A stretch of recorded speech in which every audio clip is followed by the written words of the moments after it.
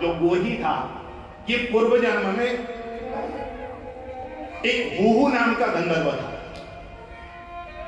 गंधर्व का काम है स्वर्ग में नाच गान करना, गायन करना। ये नाचती थी अप्सराएं और गायन करते थे गंधर्व। तो ये स्वर्ग का बहुत प्रतापी, बड़ा नाम वाला, बहुत अच्छा गायक था। एक बार क्या हुआ कि गंगा में स्नान करने की इसकी इच्छा हुई, गंगा में स्नान करने आया। और गंगा में स्नान करते समय पहले से ही उस गंगा में देवल नाम के ऋषि, महर्षि देवल स्नान कर रहे थे। इसको मजाक करने की सूझी और नीचे नीचे तैरते हुए आया और देवल ऋषि का पांव चप्पल से पकड़ा और जोर से खींचा। देवल ऋषि धड़ाम से गंगा में गिरे, मुट्ठी दो मुट्ठी पानी भी पी गए, घबरा गए वो। मेरा पांव को किसने पकड़ लिया?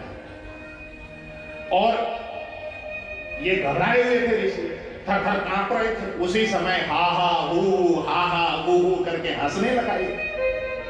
देवल ऋषि को बड़ा क्रोध आया। अरे तू तो बड़ा उद्दंड है, इतने बड़े राजा स्वर्ग का, उसके दरबार का तू प्रमुख गायक, और एक ऋषि के साथ ऐसा व्यवहार करता है? जा, तुझे मैं श्राप देता हूं, तू तो ग्राहक ही योनि में जाने योग्य है। तूने इस प्रकार का व्यवहार किया है, एक संत का अपराध किया है, इसलिए मैं तुझे श्राप देता हूं, तू ग्राहक। जब श्राप लगा उस समय वो ऋषि के चरणों पर गिर पड़ा।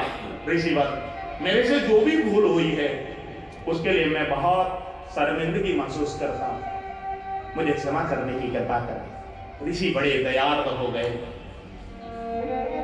और हुहू नाम के गंधर्व को कहा, बेटा मैंने अब श्राप तो तुझे दे दिया, अब तुझे ग्राह बनकर जाना तो पड़ेगा ही, लेकिन तेरा उद्धार करने के लिए स्वयं परमेश्वर भगवान श्री कृष्ण अवतार लेकर आएंगे, हरि का अवतार होगा, तेरा उद्धार मेरे ठाकुर की करेंगे। जब वरदान दिया, संत की जो वाणी है उसको सिद्ध करने के लिए मेरे ठाकुर ने उसके ऊपर अपनी कृपा इनाय की। सुखदेव भगवान परीक्षित को वर्णन करते हुए बोलने लगे, हे परीक्षित, एक तो कारण ये था, दूसरा कारण ये है कि मेरे ठाकुर एक बार को तो अपने भक्त को बाद में उबारते हैं, लेकिन भक्त का कोई चरण का आश्रय में कोई सेवक रहता हो तो भगवान को उसको पहले तारना होता है। इसलिए इस हाथी का पैर आकर उस ग्राह ने पकड़ लिया था, और यह हाथी परमात्मा का भक्त था, तो जो परमात्मा के भक्त के चरणाश्रित हो गया हो उसको उबारना तो भगवान की मजबूरी हो गई थी। ये बात जब सुखदेव भगवान ने कही, परीक्षित गदगद हो गया।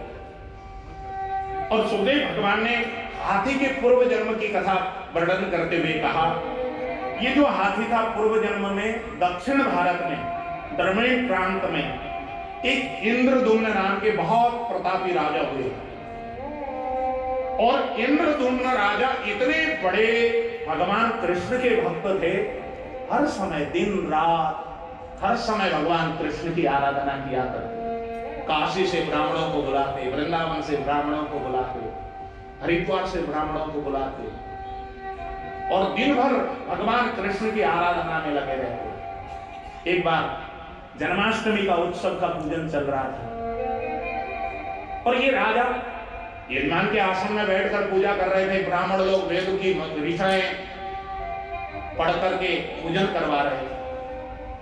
उसी समय अचानक अगस्त ऋषि का आगमन हो गया। अब अगस्त ऋषि को जब देखा, अब ये तो गठबंधन करके पत्नी के साथ यजमान के आश्रम में बैठे हुए, अब अचानक इतने बड़े ऋषि का आगमन हो गया। इन्होंने मंत्री को इशारा किया, जरा अगस्त ऋषि को उचित सम्मान के साथ बिठाओ, जाए मैं पूजा करके आता हूं, जल्दी करके। आंखों से इशारा की, ये पूजन में लगे रहे।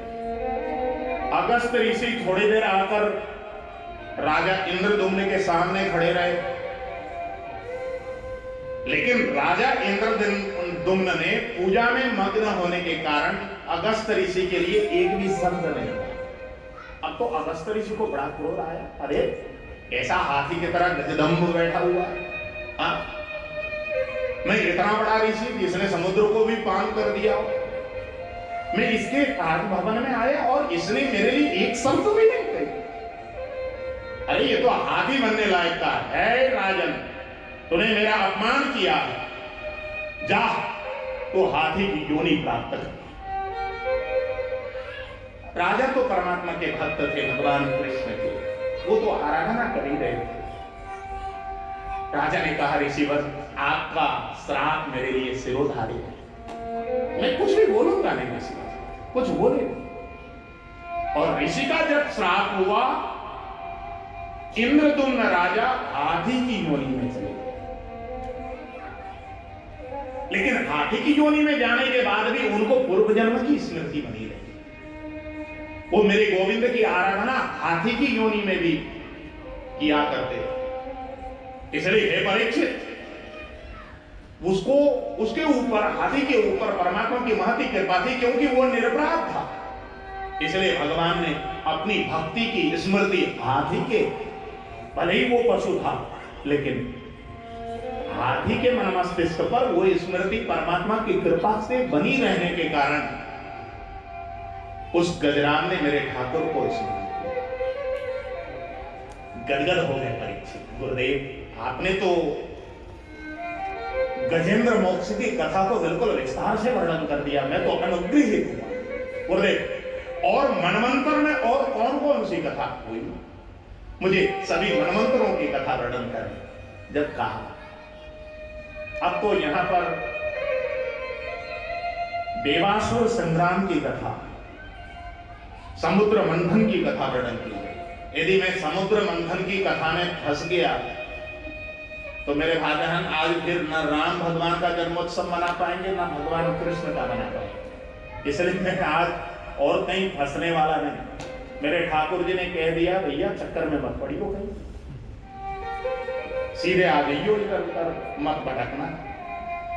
इसलिए अष्टम स्कंद की कथा मैंने अब यहीं पर प्रणाम करके अब चलते हैं जरा नवम स्कंद की ओर। उससे पहले अष्टम स्कंद में ही अमृत मंथन की कथा वर्णन की गई है। उसी में महालक्ष्मी का प्राकट्य हुआ है, भगवान का कश्यपावतार हुआ है। उसके बाद देवासुर संग्राम हुआ, अमृत की प्राप्ति हुई। ये सब के सब ये कथा यहाँ पर अष्टम स्कंद में वर्णन है। उसके बाद वामन भगवान का अवतार की कथा भी यहाँ पर वर्णन की है। भगवान ने वामन अवतार लेकर अपने भाइयों के जो श्री संपत्ति थी वो अपने भाइयों को दिलाई।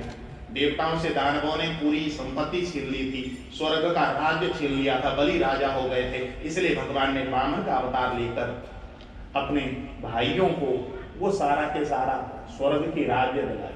ये कथा पूरी यहाँ पर वर्णन है। इसके साथ ही अष्टम स्कंद की कथा को भगवान के श्री चरण में अर्पण करते हुए आइए नवम स्कंद में प्रवेश करते हैं। नवम स्कंद में सूर्य वंश और चंद्र वंश का पूरा विस्तार से वर्णन किया गया और सूर्य वंश में भगवान राम का आगमन और चंद्र वंश में भगवान कृष्ण का आगमन।